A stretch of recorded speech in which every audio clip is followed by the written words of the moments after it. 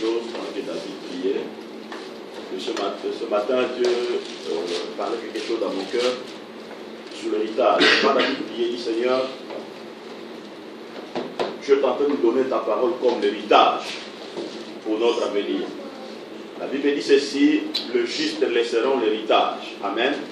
Pas seulement l'héritage dans les domaines matériels ou financiers, mais l'héritage comme une idée, comme une philosophie, comme une parole qui va définir ou redéfinir l'avenir de nos enfants. Alléluia. C'est pour cela que nous nous focalisons dans la parole, parce que nous voulons que la parole de Dieu qui soit comme le pivot de notre vie. Alléluia. Que nous soyons capables de tourner, que nous soyons flexibles, de regarder de gauche à droite. Cela veut dire de regarder dans la perfection de Dieu pour que nous puissions capter quelle est la pensée de Dieu pour notre vie. Alléluia. C'est très important, bien aimé. Nous écoutons Dieu dans le sens que Dieu puisse nous parler, qui nous donne des ressources, afin que nous puissions construire notre vie par rapport à ce que Dieu est en train de parler. Et ça, c'est quelque chose de très important que nous devons comprendre. C'est pour cela, à chaque fois que Dieu parle, nous devons prendre cette parole avec beaucoup de sérieux. Alléluia. Prendre cette parole dans notre esprit avec beaucoup de sérieux, c'est très important. Aujourd'hui, je vais parler sur le deuxième fondement du royaume. Le deuxième fondement du royaume. Je veux parler sur le miracle de la nouvelle naissance. Le miracle de la nouvelle naissance. Nous allons lire 1 Timothée chapitre 1, verset 15. Et après, nous allons lire Jean chapitre 3, verset 1 à 8. Amen. C'est dans la vidéo que vous aurez, parce que je vais donner beaucoup de versets bibliques, mais dans la vidéo, vous aurez le temps de regarder et d'écrire. Alléluia. Je vais lire dans le nom de Jésus-Christ. C'est une parole certaine et entièrement digne d'être récit. Que Jésus-Christ est venu dans le monde pour sauver le pécheur, dont je suis le premier. Jean chapitre 3, verset 1 à 8. Mais il y avait un homme d'entre les pharisiens, nommé Nicodème, un chef des Juifs, qui vint,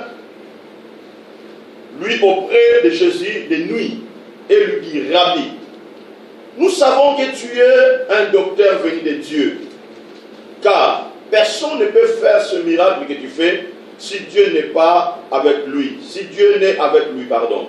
Jésus lui répondit, en vérité, je te le dis.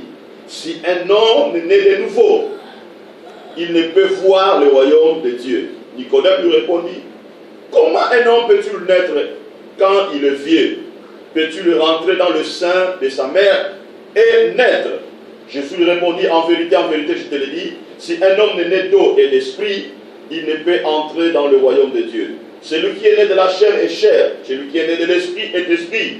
Ne t'étonne pas que je t'ai dit, il faut que vous naissiez de nouveau.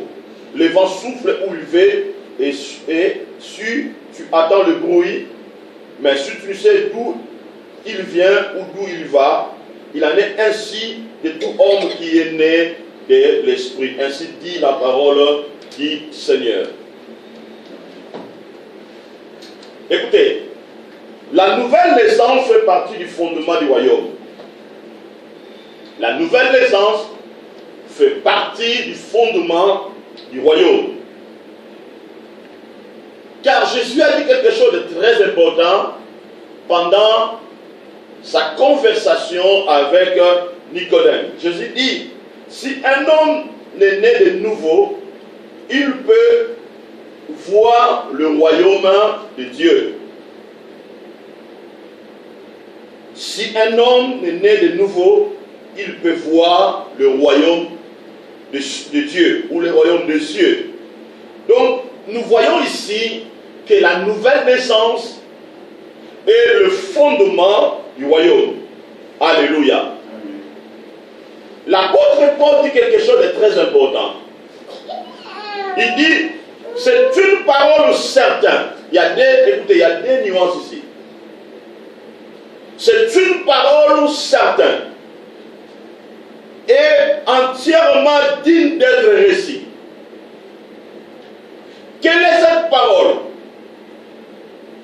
Quelle est cette parole qui est certaine? Et quelle est cette cette parole qui est digne d'être ici.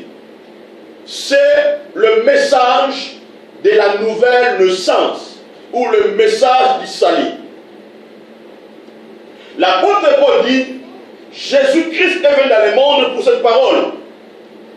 Alléluia. Amen. Jésus était venu dans le monde pour annoncer cette parole. Jésus-Christ était venu dans le monde pour sauver le péché. Et il dit, donc, je suis le premier. Alléluia. Amen.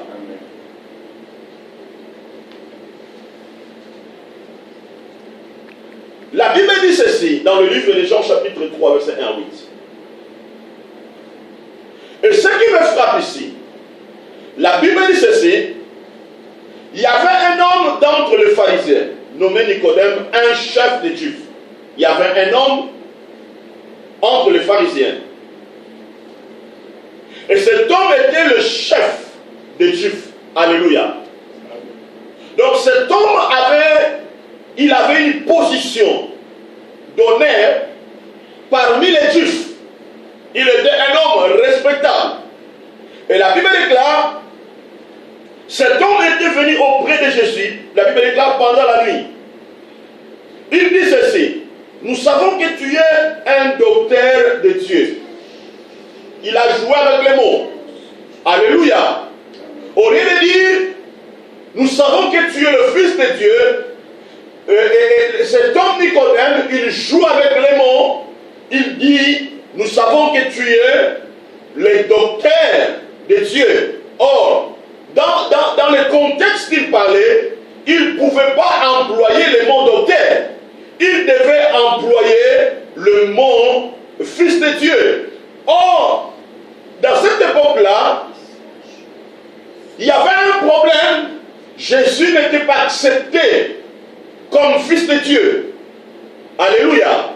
Il n'était pas accepté comme Fils de Dieu. Et cette négation était parmi la cause qui avait poussé le pharisien à condamner Jésus. Alléluia. Même à l'amener jusqu'à la crucifixion. Donc le juif ou les pharisiens n'acceptaient pas cette identité de Jésus comme Fils de Dieu. Mais écoutez, il dit ceci, car personne ne peut faire le miracle que tu fais si tu es venu, si Dieu n'est avec lui. Alléluia. On dit, personne ne peut faire ce miracle que tu fais. Or, pour faire ce miracle-là, il fallait seulement avoir cette dimension de Dieu pour accomplir ce que Jésus accomplissait. Or, tous ces miracles-là prouvaient que Jésus était Dieu et Jésus était le Fils de Dieu. Mais écoutez, Jésus savait bien que Nicodème, il jouait avec les mots. Et automatiquement, Jésus va sortir quelque chose qui va aller au-delà même de l'intelligence de Nicodème. Jésus va toucher une autre dimension. Il dit à Nicodème, Jésus lui répondit, en vérité, je te le dis, si un homme est né de nouveau, il ne peut voir le royaume de Dieu. Nicodème lui dit, quoi? Comment un homme peut-il naître quand il est vieux? Peux-tu rentrer encore dans le sein de sa mère et naître? Donc on voit ici, il y a quelque chose qui avait dépassé l'expérience intellectuelle de Nicodème. Alléluia. Il était même étonné. Alléluia. Il était même dépassé par rapport à ça. Et Jésus lui répondit, en vérité, je te le dis, si un homme naît d'eau et d'esprit, il ne peut entrer dans le royaume de Dieu. Ce qui est né de la chair est chair, ce qui est né de l'esprit est esprit. Ne t'étonne pas que je t'ai dit, il faut que vous naissiez de nouveau. Alléluia. Maintenant, je vais expliquer toutes ces choses pour que nous puissions avoir la meilleure compréhension par rapport au miracle de la nouvelle naissance et pourquoi je suis à donner tous ces détails. Et par là, nous allons comprendre que la première chose la plus importante que l'homme a besoin sur la terre est la nouvelle naissance. Alléluia. Donc, la première chose la plus importante que l'homme a besoin sur la terre, c'est la nouvelle naissance. Romains chapitre 5, verset 17. La Bible dit ceci. Si par l'offense d'un seul, la mort a régné par lui, à plus forte raison, ceux qui reçoivent l'abondance de la grâce et du don de la justice régneront-ils dans la vie par Jésus-Christ lui seul. Ainsi donc, comme par un seul offense la condamnation a atteint tous les hommes, de même par un seul acte de justice, la justification qui donne la vie s'étend à tous les hommes. Alléluia. Amen. Vous devez comprendre que la création de l'homme est liée avec le miracle de la nouvelle naissance. La création de l'homme était liée avec le miracle de la nouvelle naissance. Ce que nous devons saisir, avant que l'homme puisse pécher, l'homme vivait la nouvelle naissance.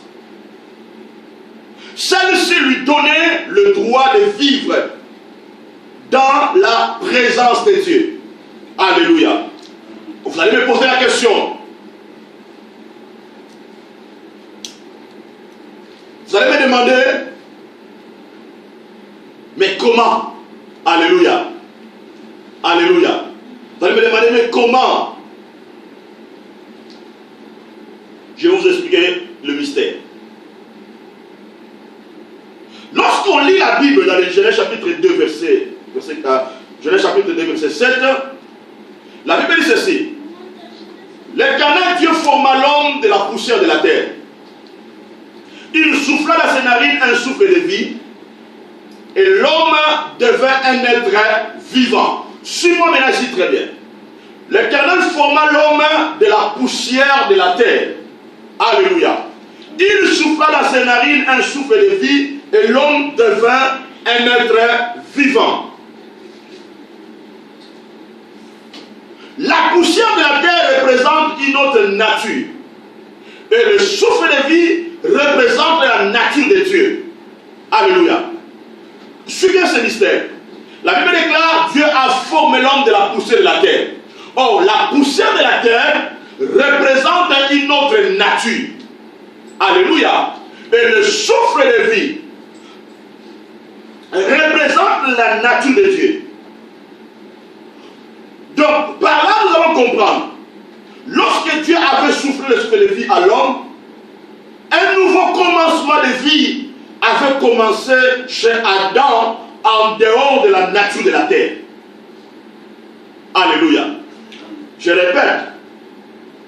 Lorsque Dieu avait soufflé le souffle de vie, un nouveau commencement de vie avait eu lieu chez Adam en dehors de la nature de la terre. Alléluia. Parce que lorsque Dieu a formé l'homme de la poussière de la terre, l'homme était sans vie. Or, la poussière de la terre représente une autre nature. Vous comprenez? Maintenant, lorsque Dieu a soufflé le souffle de vie à Adam, un nouveau commencement de vie, je peux dire la nouvelle naissance avait eu lieu chez Adam en dehors de la nature de la terre. Alléluia. C'est pour ça que vous allez voir, lorsque Dieu a péché, lorsque l'homme a péché, qu'est-ce qui va se passer? Dieu va dire quoi? Qu'est-ce que Dieu va dire?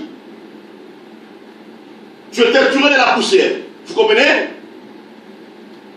Donc ici, Dieu présente la nature dont l'homme a été tué. Et Dieu a dit, tu retourneras dans la poussière dont tu as été tué. Vous comprenez? Et donc Dieu présente présente la terre comme une autre nature. Dieu présente la terre comme le ténèbre. Dieu présente la terre comme le péché. Dieu présente la terre, alléluia, comme l'ignorance. Maintenant, le jour où Dieu avait soufflé, le souffle de vie chez l'homme, un nouveau commencement de vie avait commencé chez Adam, en dehors de la nature de la terre. C'est pour cela que la Christ a dit ceci: celui qui est né de l'esprit est esprit, celui qui est né de la chair est chair. Vous comprenez? Celui qui est né de l'esprit est esprit, celui qui est né de la chair est chair. Cela veut dire, quelqu'un qui est né de la chair, il fonctionne selon sa nature. Mais celui qui est né d'esprit, il fonctionne selon la nature de Dieu. Or, les jours où Adam avait reçu l'Esprit de Dieu, Adam avait commencé à fonctionner selon la pensée de Dieu. Alléluia. Le jour où l'homme avait reçu l'Esprit de vie, la vie de l'homme était liée à Dieu et à son royaume. La vie de l'homme était liée à Dieu et à son royaume. La vie de l'homme n'était plus liée à la terre, dont il a été tué, mais la vie de l'homme était liée à Dieu et à son royaume. L'homme était délivré de la puissance du ténèbre pour vivre dans le royaume de la lumière de Dieu. Le jour où le souffle de vie était entré à Adam, Adam avait reçu la vie. Donc Adam était délivré de la puissance du ténèbre pour vivre dans la puissance du royaume. Alléluia. Parce que la Bible déclare, Dieu avait placé Adam dans le jardin. Alléluia. Mais écoutez, l'apôtre Paul dit, ainsi donc, comme par un seul offense la condamnation a atteint tous les hommes. Donc, la désobéissance d'Adam et Ève avait amené la mort spirituelle à tous les hommes. Alléluia. L'apôtre Paul dit, par une seule offense, la condamnation a atteint tous les hommes. Donc, c'est par Adam, la condamnation a atteint tous les hommes. Avant qu'Adam puisse pécher, la justice de Dieu, alléluia, la justice de Dieu était sur Adam et surtout la postérité qui était à Adam. Mais le jour où Adam a brisé l'ordre, il a péché, la condamnation avait atteint tous les hommes. Qu'est-ce qu'Adam avait brisé? Adam avait brisé la nouvelle naissance qu'il avait reçue de Dieu. Et qu'est-ce que Dieu a fait? Dieu lui a mis dehors. Dieu l'a chassé du jardin. Alléluia. Parce que Adam avait perdu la nature de Dieu. Adam avait perdu la nature qu'il avait reçue de Dieu. Et Dieu lui a mis dehors.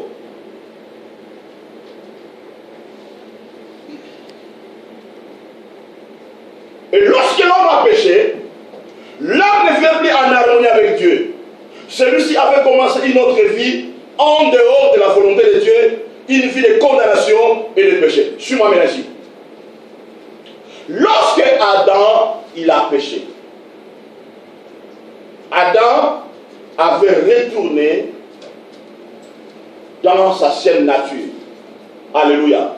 Donc, il a été tué. Lorsque Adam a péché, écoutez, lorsque Adam a péché, Adam avait perdu quoi? Il avait perdu la présence de Dieu. Il avait perdu la nature de Dieu. Amen. Et quand il a perdu toutes ces choses,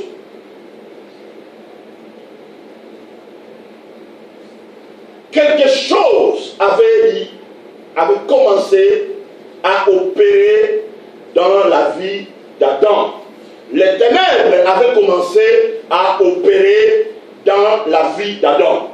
Je vais vous expliquer quelque chose. Lorsque l'enfant est dans le ventre de sa mère, alléluia, et le jour où l'enfant va sortir dans le ventre de sa mère, ce qu'on appelle la naissance,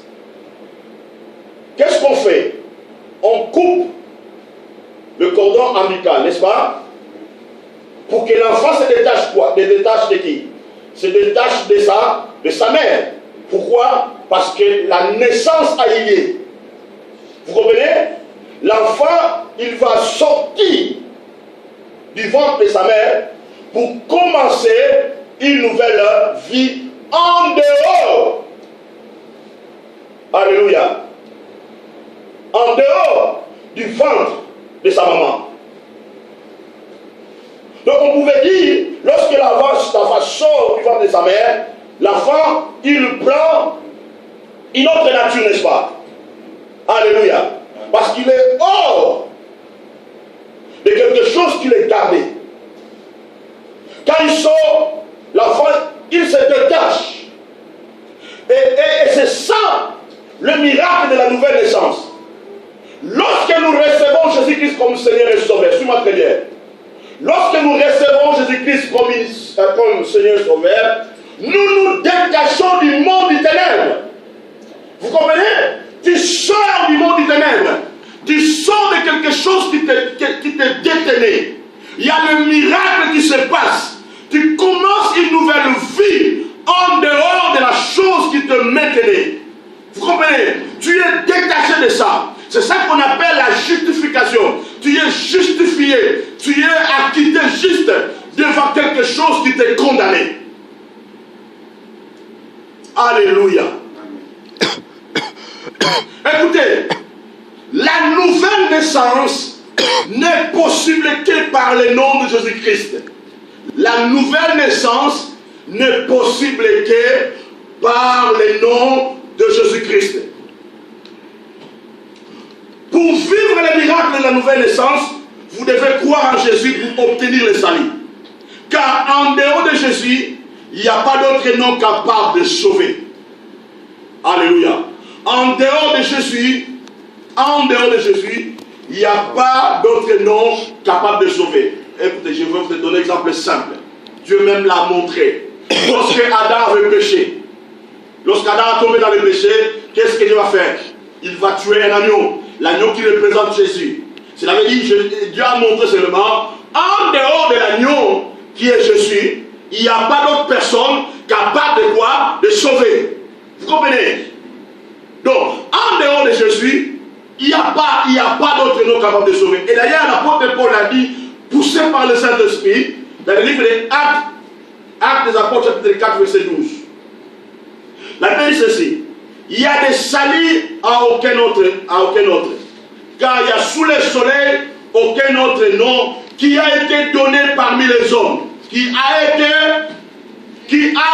donné parmi les hommes. Donc cela veut dire, il y a un nom qui a été déjà donné avant la fondation du monde pour le salut des hommes. Et ce nom-là, c'est Jésus-Christ. Alléluia. Ce n'est pas le nom d'Abraham, ce n'est pas le nom de Moïse, ce n'est pas le nom de qui que ce soit. Mais il y a un nom qui nous a été donné avant la fondation du monde, c'est le nom de Jésus-Christ. Alléluia. Par lequel nous devions être sauvés. Alléluia. Donc, pour vivre le miracle de la nouvelle naissance, vous devez croire en Jésus et de le recevoir comme votre Seigneur et votre Sauveur. Cela veut dire, quand on dit le recevoir comme Seigneur, donc c'est lui le seul, c'est lui le véritable, c'est lui le maître, c'est lui qui détient la clé de la vie et de la mort, c'est lui qui détient la clé du royaume. Donc on ne peut pas passer par le Père sans passer par lui. Alléluia. Donc on doit croire que c'est lui le Seigneur des Seigneurs, c'est lui que Dieu avait donné pour notre salut. Croire en Jésus comme Seigneur et Sauveur. Alléluia. Pour avoir la nouvelle naissance, pour vivre le miracle de la nouvelle naissance, vous devez avoir la foi en Jésus. Alléluia. Vous devez avoir la foi en Jésus-Christ. 1 Jean chapitre 3 verset 23. Et c'est ici son commandement, que que nous croyons au nom de son Fils Jésus-Christ et que nous nous aimons les uns les autres selon les commandements qu'il nous a donnés. Celui qui garde ses commandements demeure en Dieu et Dieu en lui. Nous connaissons qu'il demeure en nous par l'Esprit qu'il nous a donné. Alléluia. Donc, nous devons avoir la foi en Jésus pour obtenir, pour vivre le miracle de la nouvelle naissance ou pour obtenir la nouvelle naissance. Alléluia. Avoir la foi en Jésus, c'est de lui obéir, c'est d'accepter sa parole avec un esprit de soumission. Amen. Avoir la foi en lui, c'est de lui obéir, c'est d'accepter sa parole avec un esprit de soumission. Donc pour vivre les miracles, c'est pour cela que Christ a dit à Nicodème, il faut que vous naissiez de nouveau. Cela veut dire, écoutez. Christ lui a dit, il faut que vous naissiez de nouveau. Cela veut dire, la responsabilité dépend de nous. Vous comprenez? Donc, c'est nous qui devons activer ce processus de la nouvelle naissance. Et comment nous devons activer ce processus? C'est par la foi en Jésus-Christ.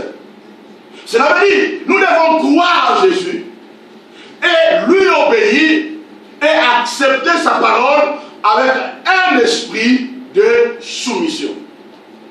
C'est par là que je comprends toute personne qui vient à l'église. Tu peux être intercesseur, tu peux chanter, tu peux évangéliser. Alléluia. Mais si tu n'es pas capable d'activer le processus de la nouvelle naissance à toi, bien-aimé, tu mets le mur devant toi qui va t'empêcher d'accéder au royaume. Alléluia. Parce que la nouvelle naissance nous demande l'obéissance. La nouvelle naissance nous demande la foi. La nouvelle naissance nous demande d'avoir un esprit de soumission à la parole de Dieu. Alléluia. Parce que la nouvelle naissance, ça se passe au niveau de l'esprit. Vous comprenez? Il faut que ton esprit soit régénéré. Il faut que ton esprit soit rénové. Mais tout ça, il faut que tu puisses connaître tous ces piliers qui peuvent activer ce miracle dans ta vie. Romains chapitre 6 verset 22. Romains 6 verset 22. Maintenant, étant franchi du péché et devenu esclave de Dieu, vous avez pour fruit la sainteté pour la vie éternelle. Alléluia. Maintenant, étant affranchi du péché, car l'apôtre Paul parle du miracle de la nouvelle naissance. Maintenant, étant sorti de la nature du péché, alléluia, pour opérer dans la nature de Dieu, je suis devenu esclave de Dieu. Cela veut dire, je dépends maintenant de Dieu. Alléluia. Je dépends maintenant de Dieu. Cela veut dire, je dépends de sa parole. Je dépends de ses principes. Je dépends de son autorité. Vous comprenez? Vous avez pour fruit la sainteté pour la vie éternelle. Alléluia. Vous avez pour fruit la sainteté. Amen. Donc, la sainteté est le fruit qui nous accompagne dans notre vie, pardon, dans le miracle de la nouvelle naissance. Et par là, nous allons comprendre que le miracle de la nouvelle naissance nous donne la vie éternelle. Le miracle de la nouvelle naissance nous donne la vie éternelle. Jean chapitre 3, verset 36. Celui qui croit au Fils a la vie éternelle. Celui qui ne croit pas au Fils ne verra point la vie, mais la colère de Dieu demeurera sur lui. Alléluia. Celui qui croit au Fils a la vie éternelle. Amen.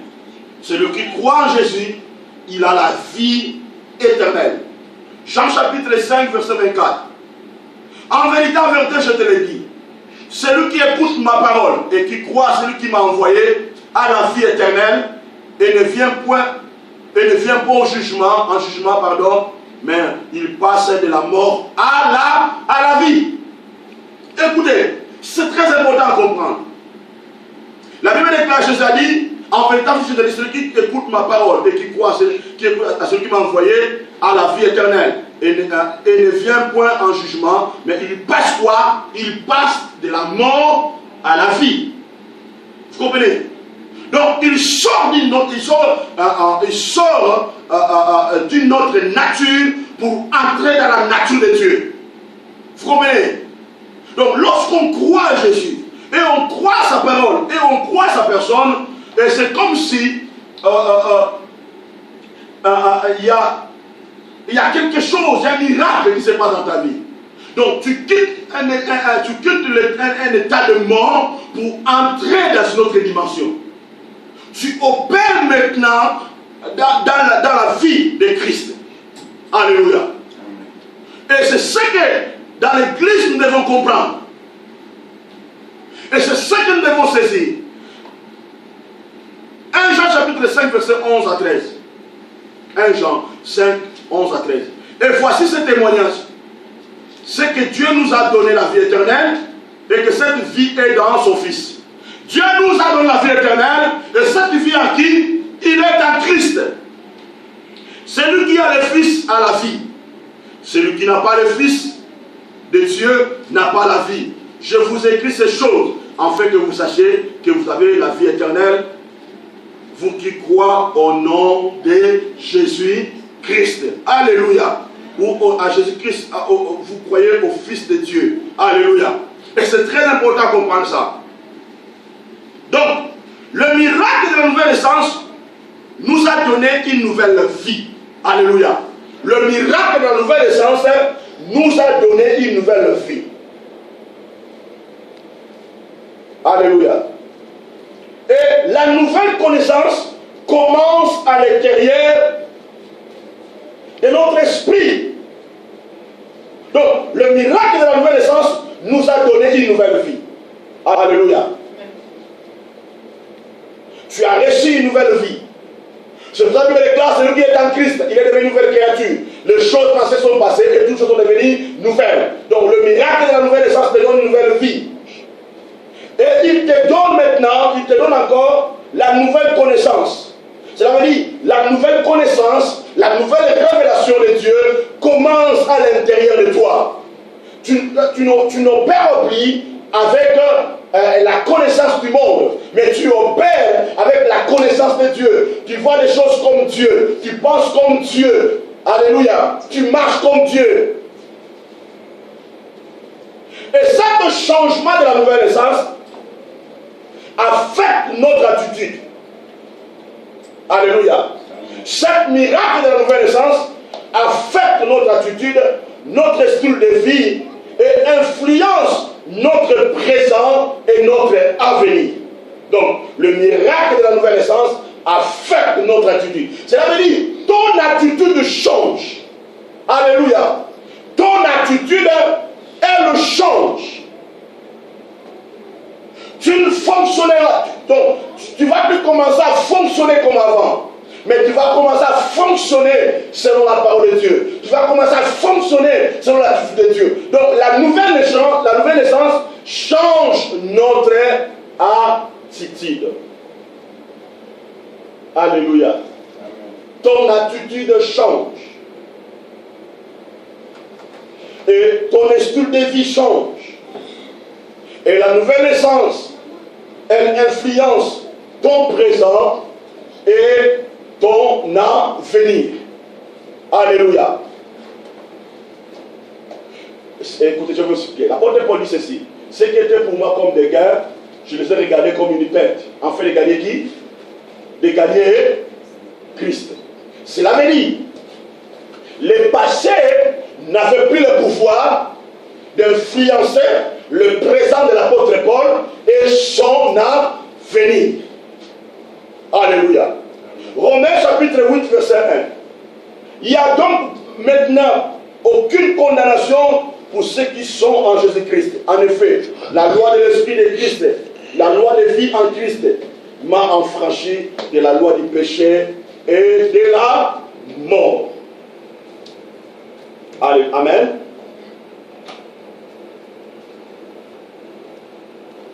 Le miracle de la nouvelle naissance nous a donné une nouvelle identité. Amen.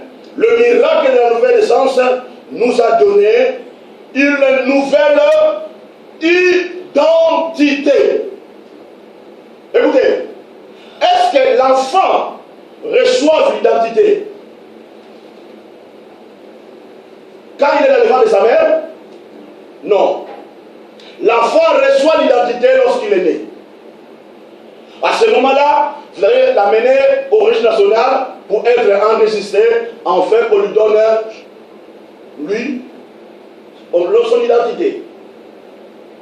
Cela veut dire, lorsque nous étions à Christ, nous étions sans identité. Amen. Nous étions sans identité. Mais lorsqu'on a reçu Jésus-Christ comme Seigneur et Sauveur, Dieu, il nous donne une identité à travers la nouvelle naissance. Pourquoi? Parce que la parole de Dieu, le salut en Christ, nous a accouchés.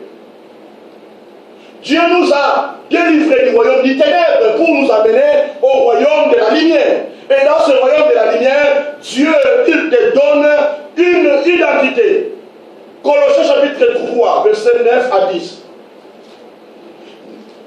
Ne mentez pas les uns aux autres, vous étant dépouillés du vieil homme de ses œuvres, ayant revêtu l'homme nouveau, ayant revêtu l'homme nouveau, qui se renouvelle dans la connaissance selon l'image de celui qui l'a créé. Amen. Ne mentez pas les uns aux autres. Vous étant dépouillés quoi? De la vieille nature. Alléluia. Et de ses œuvres, ayant revêtu un homme nouveau, ayant revêtu une nouvelle identité, ayant revêtu la nouvelle naissance, ayant revêtu une nouvelle identité, qui se renouvelle. Qui se renouvelle. Écoutez, il y a un mystère. Quand on te donne une identité, il y a des délais. 5 ans, 10 ans. Il faut que cette identité-là soit quoi? Soit renouvelée. Et notre homme intérieur, il faut qu'il se renouvelle. Il ne se renouvelle par quoi? C'est par la parole de Dieu. Écoutez bien aimé. Écoutez. Qu'il se renouvelle dans la connaissance selon l'image de celui qui l'a créé. Donc, notre homme intérieur, la nouvelle naissance qu'on a reçue de Dieu, il se renouvelle par la connaissance de la parole de Dieu. C'est pour cela, la parole de Dieu nous purifie. Qu'est-ce que le diable fait? Le diable, il éloigne l'homme de la parole. Parce qu'il sait que lorsque tu reçois la connaissance de la parole de Dieu, cette parole, quoi, ça fait quoi? Ça te renouvelle. Amen. Ça te renouvelle. Ça te donne la force. Ça te donne de nouvelles capacités. Amen. Et c'est très important de le comprendre. C'est très important à saisir. Amen. 1 Pierre chapitre 1 verset 4. Lesquels nous assurent de la part le plus grand et le plus précieux promesse, afin que par elle vous devenez participants de la nature divine. Amen. On parle de la nouvelle naissance, participants de la nature divine, en fouillant la corruption qui existe dans le monde par la convoitise. Maintenant, suis-moi très bien. Amen. Suis-moi très bien. Maintenant, écoutez les amis, écoutez. La nouvelle, l'identité en Christ, on le reçoit dans l'Église. Amen. Il n'y a pas il n'y a pas un autre endroit où tu peux recevoir l'identité. L'Église est l'ambassade de Dieu. L'Église est l'endroit où Dieu nous donne l'identité à travers sa parole. Or, l'identité, avant que Dieu te donne une identité, Dieu établit d'abord l'autorité. Et cette autorité-là, qui va recevoir l'autorisation à travers le Saint-Esprit ou la révélation pour te donner l'identité. Vous comprenez? Donc l'Église est l'endroit. C'est pour ça que les déclare, n'abandonnez pas vos assemblées. Parce que l'Église est l'endroit où on vient pour recevoir l'identité. Parce que c'est dans l'Église que Dieu donne la parole, il donne la révélation. C'est pour cela, celui qui se révèle à l'Église, il se révèle à l'autorité de Dieu. Vous comprenez? Celui qui se révèle à l'Église, il se révèle à l'autorité de Dieu. Parce que la Bible déclare, n'abandonnez pas vos assemblées. Parce que c'est dans l'Église que nous recevons notre nouvelle identité en Christ. C'est très important de comprendre cela. Aujourd'hui, les gens jouent avec l'Église. Pourquoi le diable essaie d'éloigner les gens de l'Église? Parce qu'il sait qu'en s'éloignant de l'Église, tu t'éloignes de l'identité divine. Amen. Et c'est très important de comprendre cela. Je vais encore plus loin pour vous expliquer. Lorsqu'on parle de l'identité, on voit quoi? On voit la culture. Chaque identité est liée avec la culture. C'est pour ça que vous allez voir ici, quand tu arrives ici en Europe, amen, la première chose qu'on va dire, quand on te donne l'identité, ou avant qu'on te donne l'identité, ou on te donne l'identité, la chose importante est de demander l'intégration. Tu vas t'intégrer. T'intégrer quoi? À connaître la langue, à connaître les fonctions, ça veut dire intégrer dans la culture.